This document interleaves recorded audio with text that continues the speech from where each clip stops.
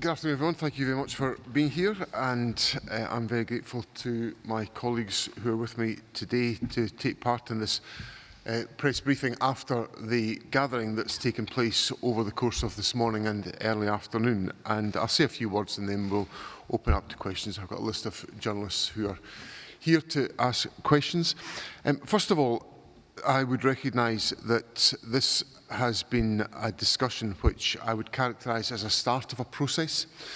We've had a very respectful, candid, open and challenging discussion about the issues that I wanted to draw people together to address, issues around the challenges that we face in our society today, particularly in addressing the feelings of disaffection that some in our society face and the challenges that we face from a variety of pressures around inequality, around discrimination, around media and disinformation, around trust in politics and around democratic participation. And how I would characterise the discussions we had this morning were conversations that addressed these particular themes and related them to the challenges that we face within our society. I summed up this morning's session by drawing on a comment that Sarah gave to us as the Chief Executive of a very long-standing organisation in Scotland which has been focused on bringing people together on a consistent basis over its 90-year history. And the comment that Sarah made was that we were addressing the value of creating the common good, the value of creating common ground amongst our participants. And that was the way in which I summarised this morning's discussion, recognising that we'd all come together in a spirit to address challenges to our democratic systems and our society and to find ways of addressing that. At the close of the afternoon session, I reflected on 4 outcomes for the discussion. First of all, that we needed to develop counter-interventions to the threats to our democratic system and to the way in which our democratic system operates.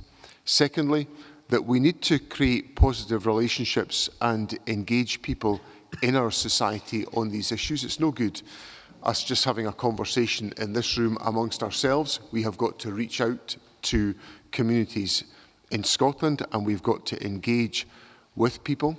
Thirdly, I appealed for those present to reach out through their networks to strengthen our democracy, our society and the participation of individuals within our society.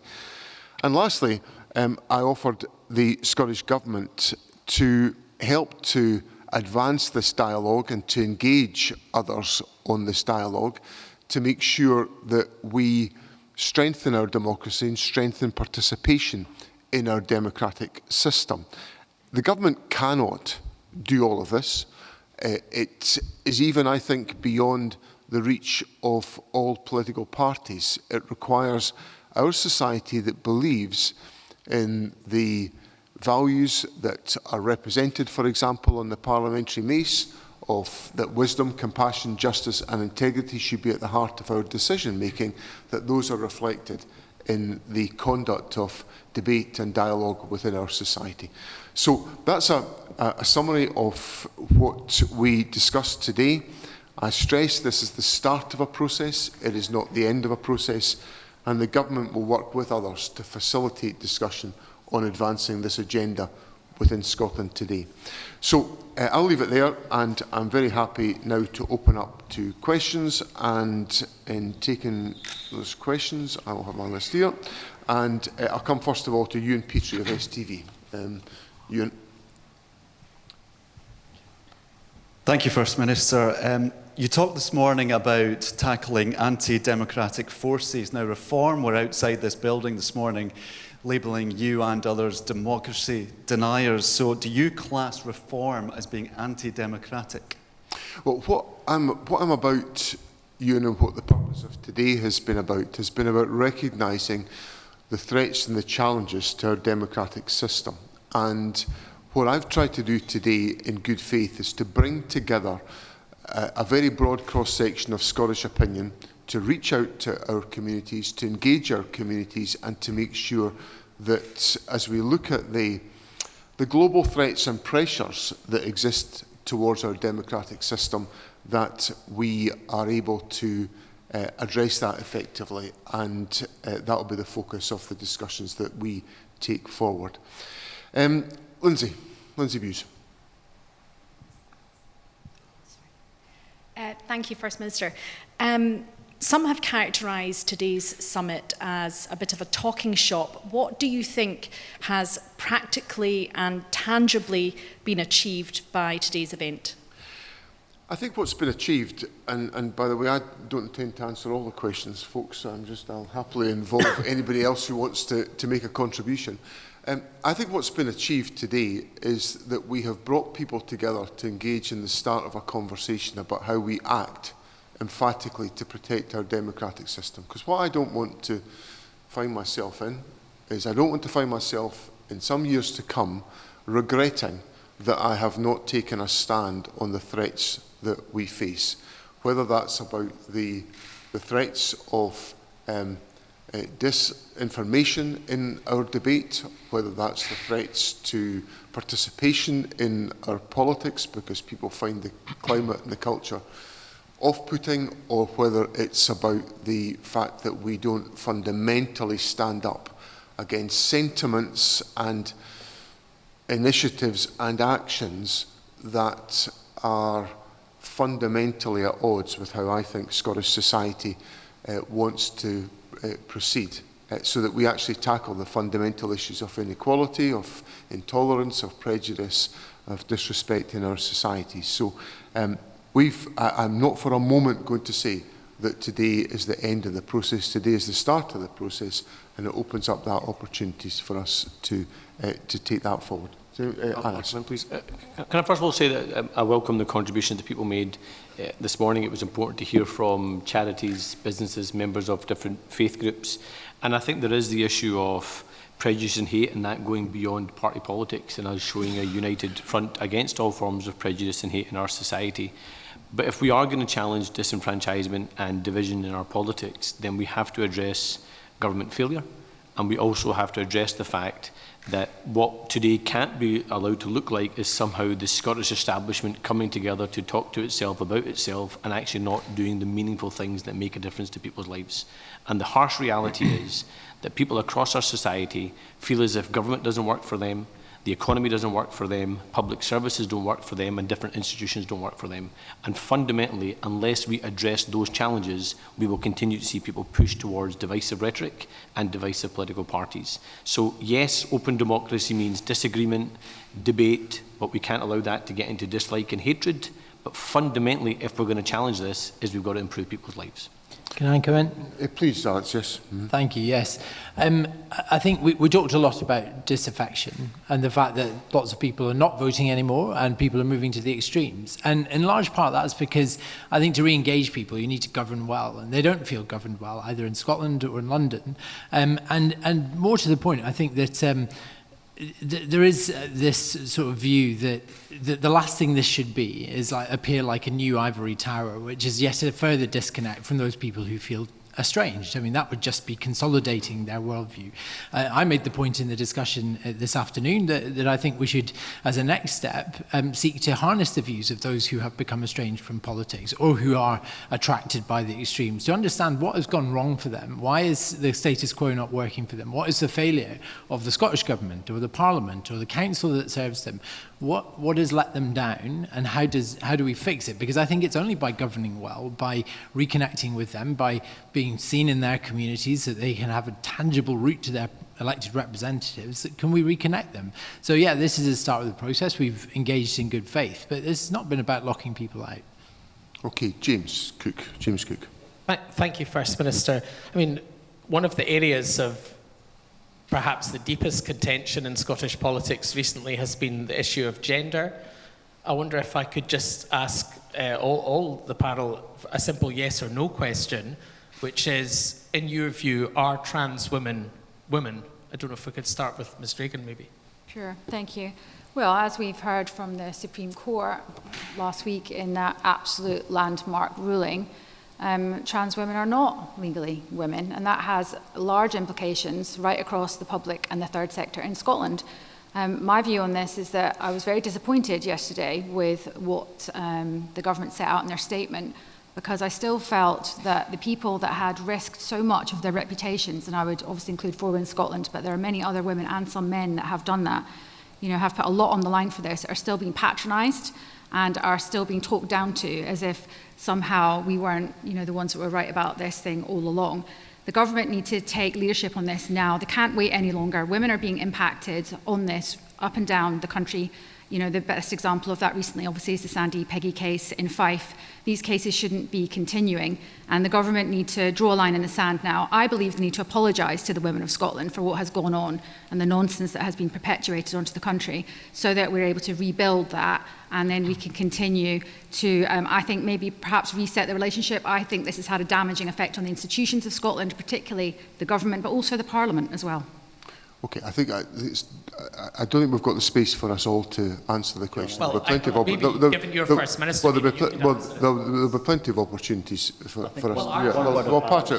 Patrick. I think one word of balance might be helpful. My short answer to your initial question is yes, but it's not difficult for you to find issues that there'll be political disagreement about on a whole range of different issues on the people on this panel and beyond. The issue that's brought us here together is far more important than that, far more profound than that.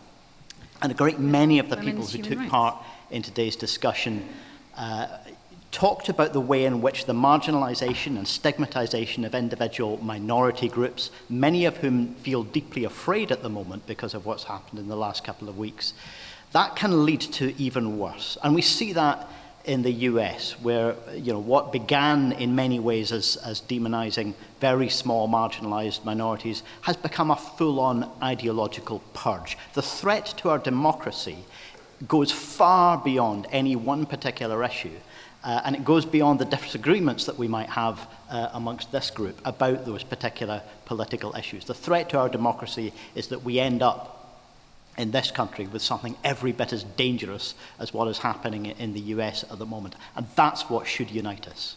Okay, and for my part, I accept the statement was given yesterday to Parliament by the Social Justice Secretary, which represents my position, the government's position, that we accept unreservedly the Supreme Court judgment. And as a consequence of that, we have actions to take in relation to the design of regulation which will have to take place in dialogue with the Equalities and Human Rights Commission, which we will take forward. So trans women are not women in your view? So we'll take Tony Maguire, please. Hello, First Minister. I'd just like to ask yourself, I guess, this summit has been touted as a democratic conference to safeguard Scotland's democratic values. Do you think that's still upheld, even though one-party reform in this case was not invited to the table, and is that still retain its democratic nature? Well, what I decided to do when I set out this idea, Tony, was to invite all the current parliamentary parties, and they were all invited, and I'm grateful to my colleagues who have come. It's a matter of regret to me that Russell Finlay decided not to come as leader of the Scottish Conservatives.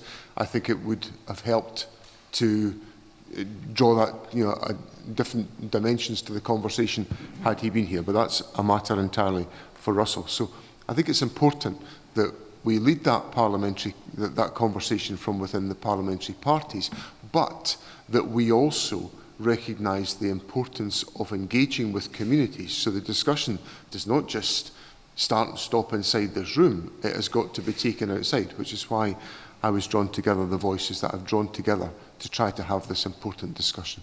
Please, yes. Just to supplement that point is, I think one of the lessons we can learn from other parts of the world is not focusing on the big personality or a party brand, but actually the issues that underlie why people feel a sense of disenfranchisement and why they then go towards divisive political parties. And that's what I'm interested in, that's what many of the people that were here this morning were interested in, is how do you address the underlying inequalities around housing, around public service, around the economy that makes people give up on institutions and therefore push towards those kind of divisive politics and politicians. Okay, Alan Smith. Thank you. If I could just bring Ros into the conversation. We spoke yesterday about this summit and you said your main concern was all of this becoming some sort of political football, given everything that had been said in the run-up to the summit, and warning that centrist parties were essentially in the last chance saloon in tackling some of these threats. I wonder if anything from today has maybe changed your concerns, or if those concerns still exist. Well, those concerns definitely still exist, Alan, but I do feel some hope. I feel that today's discussion was a very, very important discussion. It was an important conversation that took place in the room because people were recognising that here in Scotland we have a problem. And we have a deep problem. It's a threat to our democracy. We are seeing rising attacks on vulnerable groups. We are seeing rising amount of dialogue and extreme right-wing ideology that is influencing our communities. And we are seeing a situation that is a real threat to our society and could end in a very, very dark place.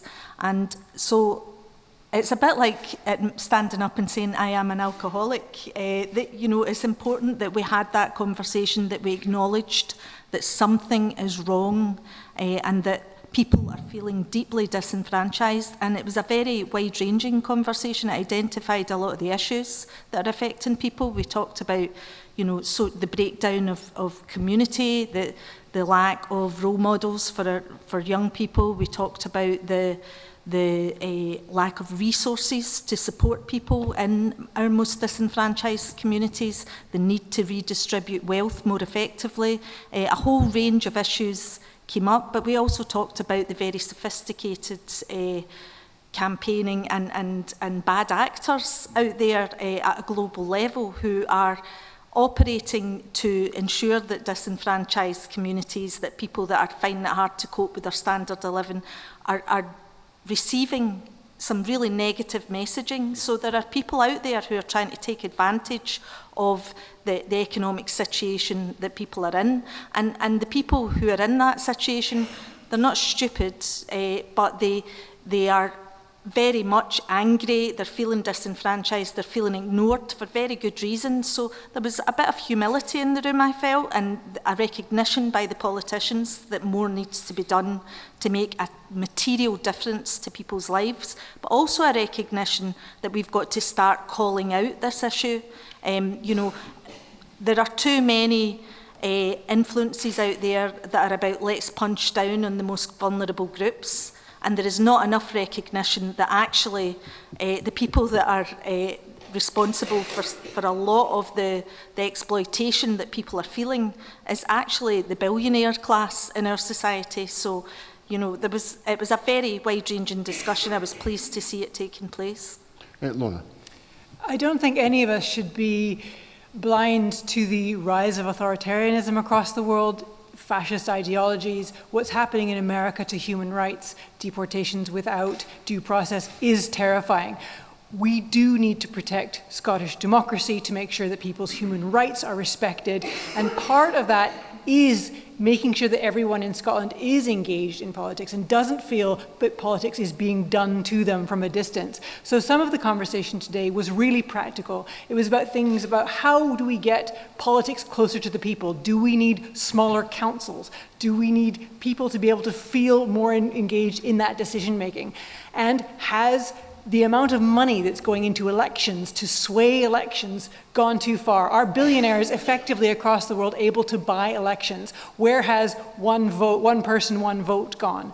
And reestablishing that so people feel their vote matters, that they're being, that when they know who their councillor is and they know how their tax money is being spent. Reestablishing that is fundamental to making our democracy work better. And I was very happy to hear these sorts of practical suggestions being discussed today. Okay, thanks. If I may, just briefly on the suggestions, I mean, one of the reasons I'm here is because I think the Scottish Government characterised this to me, and some of the solutions we discussed are inherently Liberal Democrat solutions around transparency, decentralization, empowering people, re-engaging communities. And I think it was very heartening to see, I think, a cross-section of society signing up to those. This is a direction of travel I welcome from the government. I hope that we can stick to it.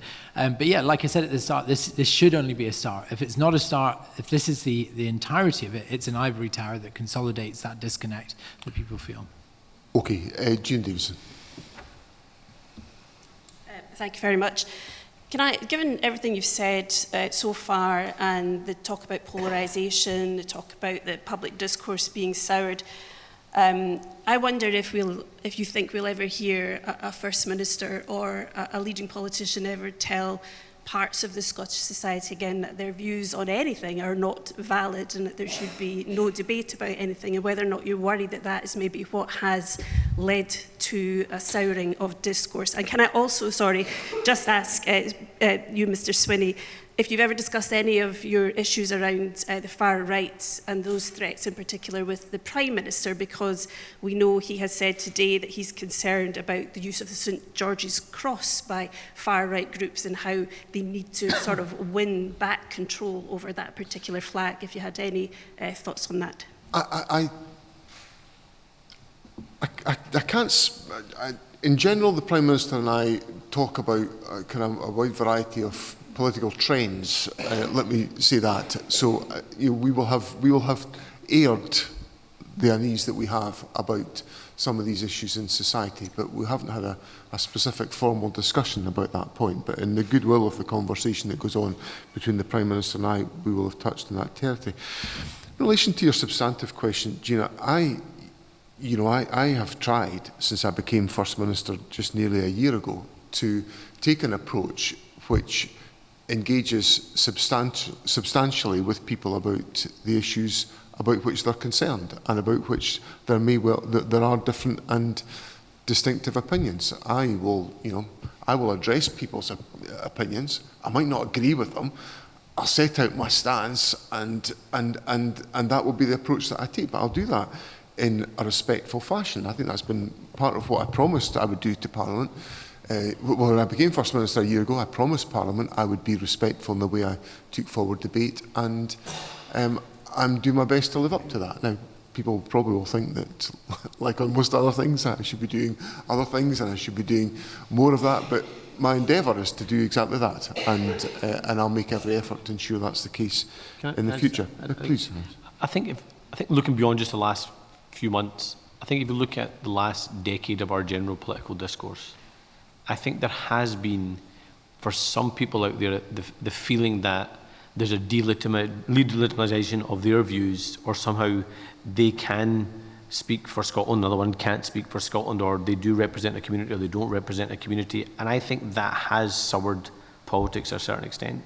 And I also think, whether deliberate or inadvertently, I think it has sounded like, for large sections of the population, that politicians are saying, you're too stupid to understand this bit, or you're too racist to understand this bit, or you're too bigoted to understand this bit. And that has only further pushed certain communities further away from politics and fed that disenfranchisement.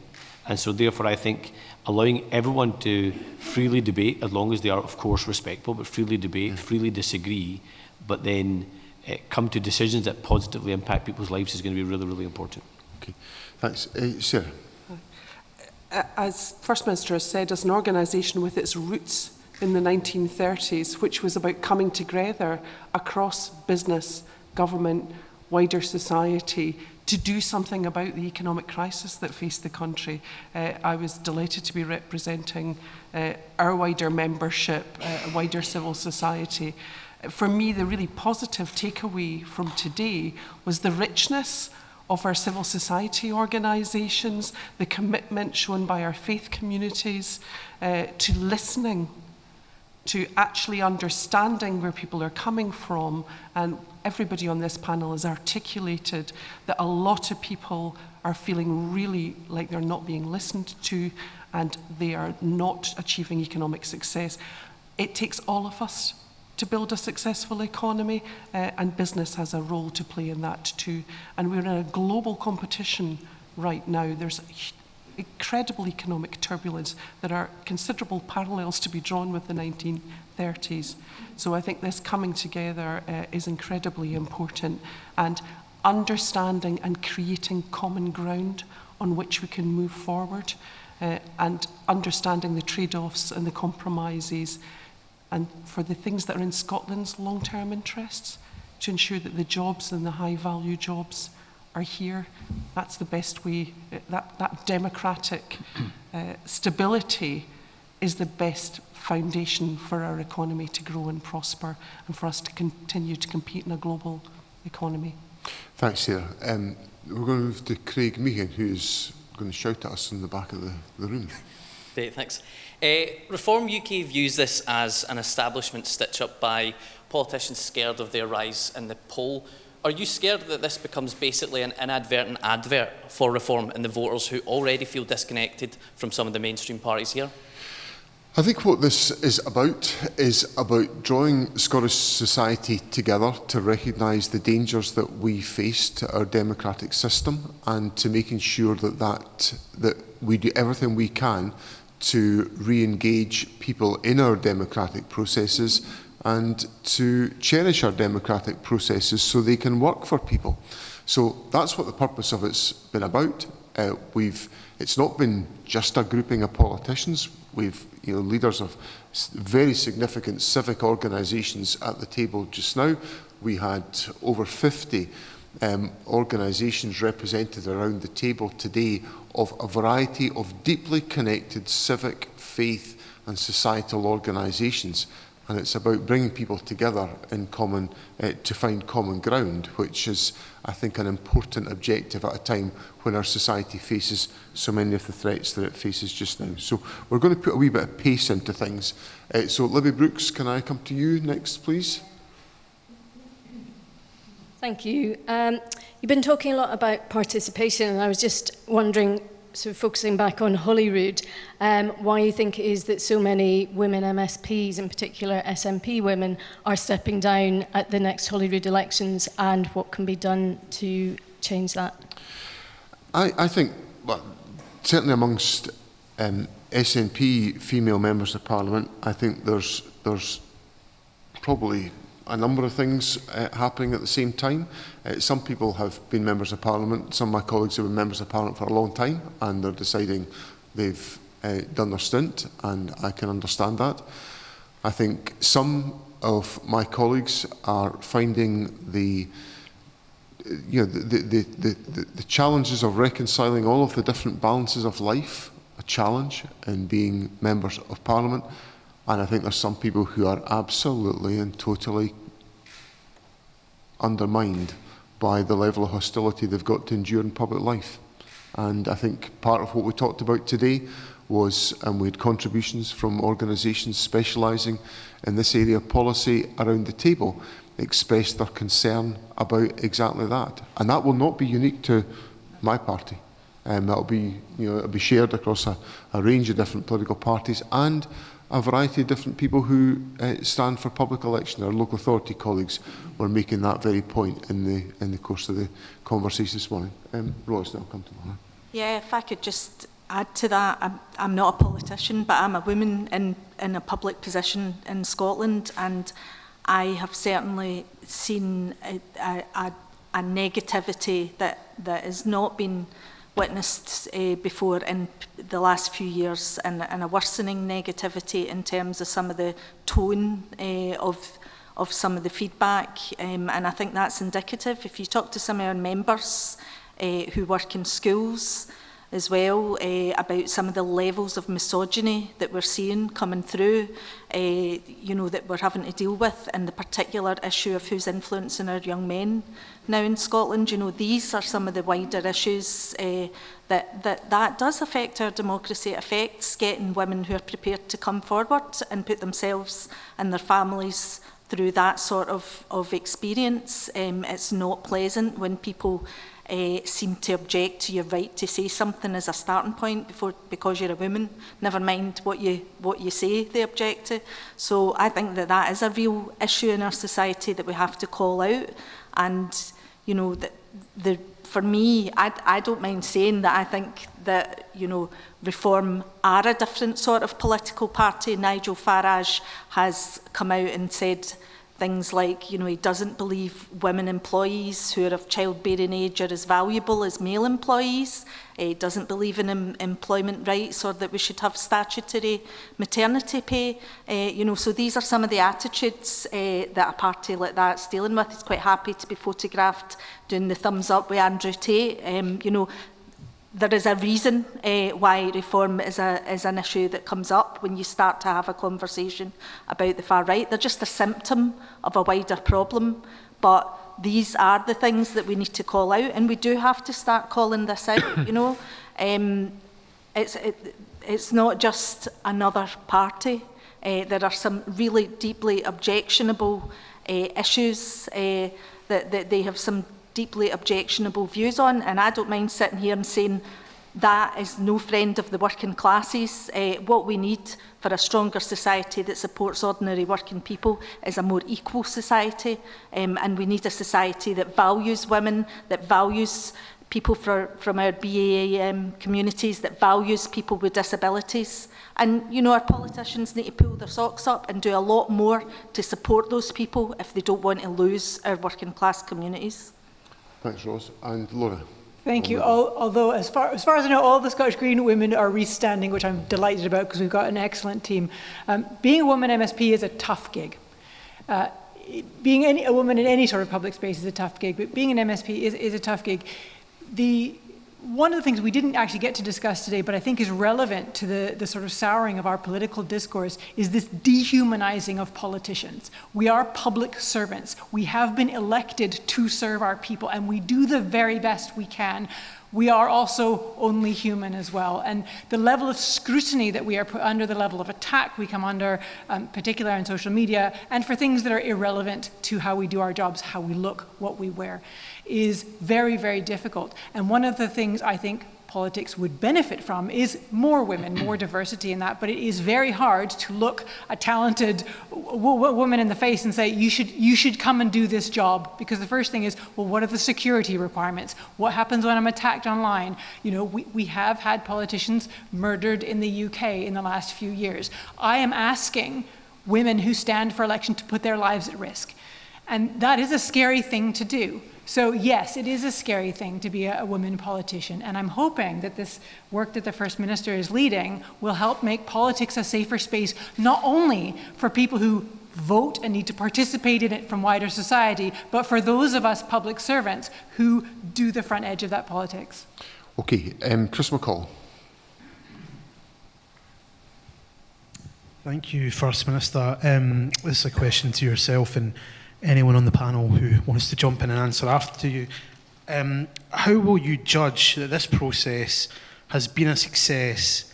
For example, if after the next Holyrood election we have 10 or more MSPs from the party that Ros mentioned there, Reform UK, if we have 10 or more MSPs from that party, will have this process been a failure? Well, obviously the electorate will vote for who they choose to vote for, and that's a matter for the electorate, but and we have to deal with the consequences of that.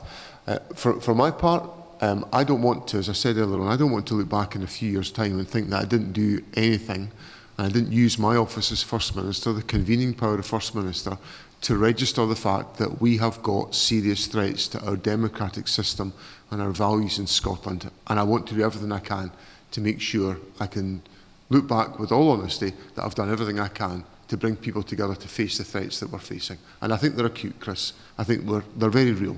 And my colleagues have set out in different ways some of those threats. And I want to act. And the mark of all of this will be how we engage to follow up the discussions we've had today. We've had a really good starting point today, but we have to build on that and take forward that dialogue.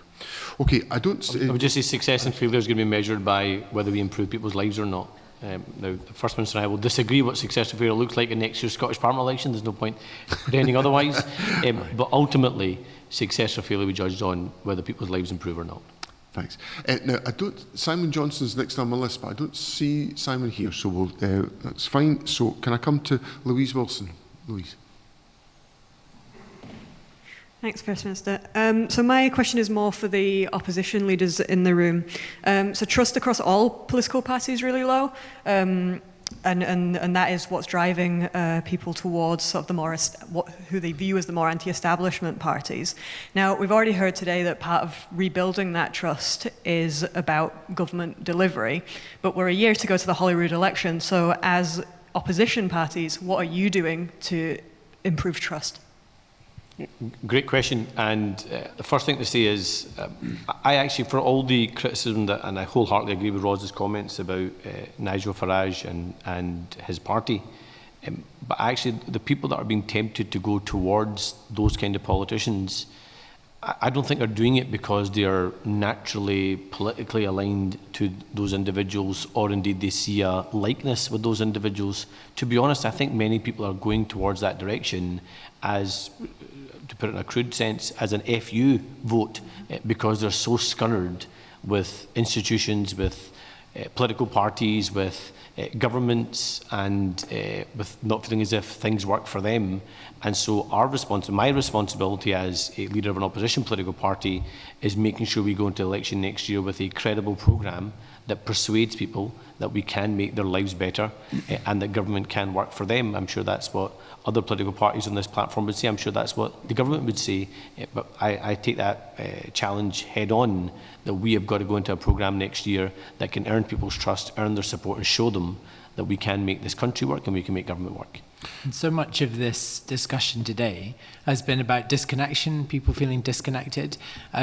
What we're doing in my party to reverse that is actually going to meet people where they are. I don't mean where their headspace is at, but actually going to their houses. I mean, that's part of why we achieved so much in the best election for Lib Dems in a century just last summer. It's just door by door and street by street. And I don't think we're doing that enough, re-engaging with people, being visible, so they have a named person, an individual they can go to with their problems and expect some kind of satisfaction on that. Patrick? Yeah, I personally believe that the ideas and values of the far right need to be challenged and opposed, and for far too long they have been emulated. Whether that's on anti-migrant rhetoric, whether that's stigmatizing LGBT people, whether we're now seeing it with some parties re-embracing climate denial as an ideology that we thought had been defeated years ago. And emulating the values and ideas of the far right is only going to give more political space to them. So in my view, we have to ensure that all political parties stop that and start openly challenging those ideas and offering genuine solutions to contrast the fake solutions that the far right offers. I do want to acknowledge, though, that there's a certain aspect of this that gets bounced back to the media, because you all have a difficult job to do as well. Those of you who are trying to uphold serious fact-based journalism know that you're working in an environment where people are being bombarded with disinformation and misinformation online, and by sections of the billionaire-owned media who are happily promoting the same hard right values as well. So giving people political answers to those questions is relevant, but making sure that they have access to fact-based information and an ability to tell the difference between the truth and the lies that are being thrown at them is equally critical. Ash? Yeah, I think one of the reasons that we're seeing people wanting to look for an alternative political party that's not one of the mainstream parties is that many people in our society feel like the political discussions we're having, in Holyrood but also outside, do not represent their views. They feel like the politicians are not listening to them. They feel that we're not engaging with the challenges that they're facing in their lives. So it's also the fact that, not only are we not listening and sort of talking down to them, if you like, in a number of areas, that the country isn't working for them either. So you can understand that's why people feel they want to go and make a different choice. So I think the job of the politicians that are sitting at this table here is to engage with the public, to listen to them, not to talk down to them, to make sure we have a full and frank debate about the challenges that this country is facing, which are many and substantial in some areas, and to make people feel that they're included in that, and to offer them a real solution to their problems, and to listen to the issues that they want to talk about, not to tell them what we think their view should be. I think there is quite a bit of that at the moment. So hopefully no debate is over, and we can listen very carefully to what the public want us to do for them as politicians for the country, you know, in the coming years. Thanks, Ash. And Rose, you want to add something, and then we are going to have to make... Yeah, I mean, my plea to all the political parties in terms of manifestos for next year and what they can actually do is be honest, keep your promises, and be realistic and honest with the electorate about what's deliverable and what it's going to take to deliver. And that is why we need a more grown-up conversation around issues like wealth tax, to actually properly fund our public services and give our communities the support that they actually need in this current economic situation. So I would ask for them all to take a real dose of honesty potion and then follow up and deliver on their promises. Okay, thanks, Ross. Right, we've got 6 journalists to get through, and time is very, very short. So can we keep it kind of tight? Alistair Ferguson from the National. Alistair. Thank you, First Minister. I appreciate you saying that this is just the beginning of, the summit, and they've got a long way to go. I'm curious, have you been able to kind of get to the root of the problem of the rise in far right? And I'm also interested in, how are you planning on winning back disinterested and disenfranchised voters who are looking at reform and they're just giving them, in their eyes, simple solutions? Well, I think they are simple solutions, Alistair, and I think we've got to, the measure of this for everybody and about society in general is about engaging properly with people in their communities and engaging in that discussion, which is what I think you're hearing from everybody around this table they are committed to doing. In relation to taking this forward, what I set out to the discussion today is the government will use its convening power as it's used today to bring people together and to, from today, draw out the different areas of work that we can take forward that will help to address some of that disaffection, and we'll do that in a collaborative way with other political parties. Okay, Lewis Mackenzie. Lewis. Thank you, First Minister. Can I just ask, how much responsibility do you and the SNP government take for some of that disenfranchisement that people feel given some of the failings in the NHS, public services? And if I could also just ask, would you describe the 167,000 odd people that voted for reform at the election last year as being part of the far right? No, I wouldn't. I think those individuals feel disaffected and they are making that choice, and it's a choice that I think I want to dissuade people from making that choice. In relation to the responsibility, for us, I'm First Minister of Scotland. I've been a political leader for a long time. I had a wee bit of a break in the process.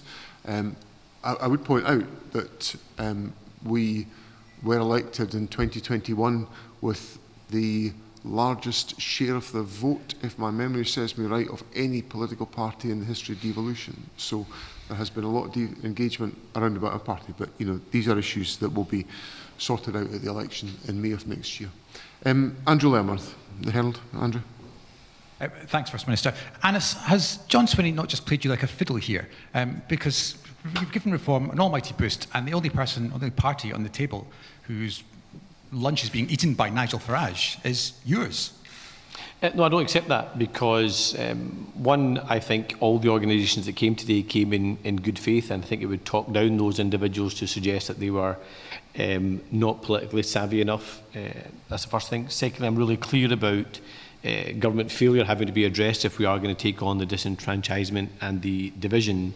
And third, and this will be arguments that I'm sure will play out over the course of the next year going up to the election next year, the reality is at the other end of that election it's either going to be John as First Minister or me, and I've got to make my case, John will make his case over the course of the next year, and we both have, I imagine, interest to want to persuade people that we can deliver a different future for our country that doesn't require divisive politics or the policies of Nigel Farage or Reform. And I would simply say that I invited everybody to take part in this discussion in good faith, and I welcome the fact that they all did so. David Ball. David. Thank you, First Minister. One of the issues that the far right spread misinformation about is immigration and asylum. But Glasgow City Council has warned that some of the pressures on that city are risking damaging social cohesion. Are you concerned that that sort of language and narrative could kind of play into the hands of the far right?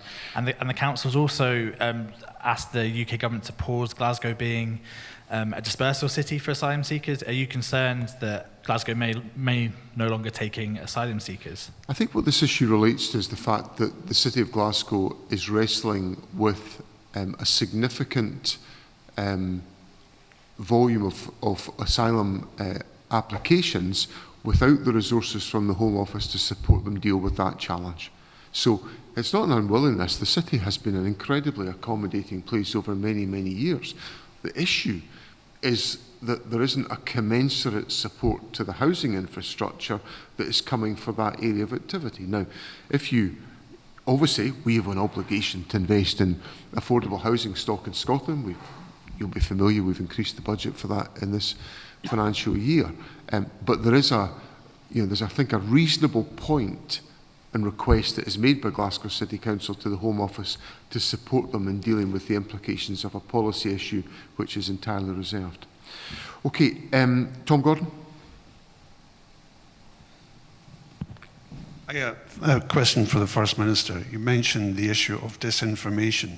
Is saying a trans woman is a woman disinformation? Well, that issue has been settled by the Supreme Court. The Supreme Court has given us the basis in law for that to be the case, and that is what I accept. Okay. You said a few moments ago that a trans woman is a woman. Well, your colleague that you're sharing a platform with at an anti-disinformation summit transmitted what some people regard as disinformation. Do you regard what he said as disinformation? And I'm setting out to you that I think this issue is settled by the conclusions of the Supreme Court judgment that was made the other day. You mentioned the Supreme Court is describing the Supreme Court as a source of prejudice, bigotry and hatred, disinformation.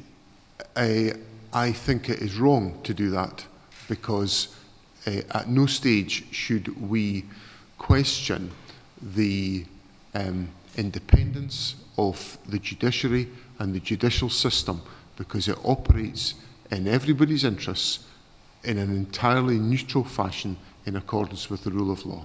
Okay, now, Tom. It's a super quick one. We saw circulated earlier a draft communique, a text you're asking people to sign. Did you all manage to sign it? Yes. Okay.